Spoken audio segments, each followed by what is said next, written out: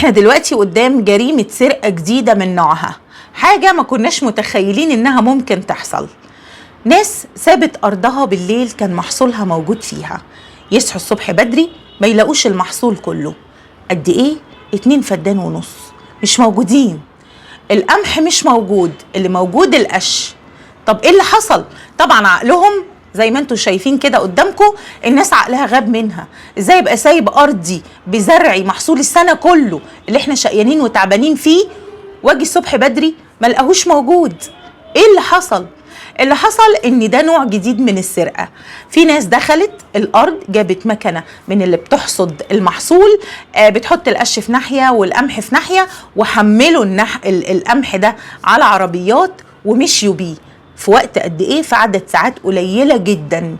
طبعا بيحرقوا قلب اصحاب الارض على محصول السنه كله. الناس راحت الصبح اتفاجئت بده، طبعا عقلهم طار منهم. عمرنا ما كنا نتخيل ان في ناس ممكن تعمل كده. نعرف ان المحصول الناس مثلا تحط ميه تغرقه او تولع في المحصول، كنا بنشوف الكلام ده مثلا او في الافلام. لكن ناس تخش تحصد، تجمع، تاخد في عربيات عدد ساعات معينه، ده ايه القلب الجامد ده؟ ايه النوع الجديد من السرقه اللي فيه جبروت ده؟ ايه ده؟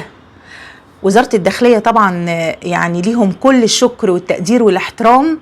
هم طبعا ماشيين ورا الكاميرات، وتقريبا هم عرفوا مين اللي عمل كده. بس احنا بجد هنوصل لحد فين من الحاجات الجديدة اللي احنا بنشوفها؟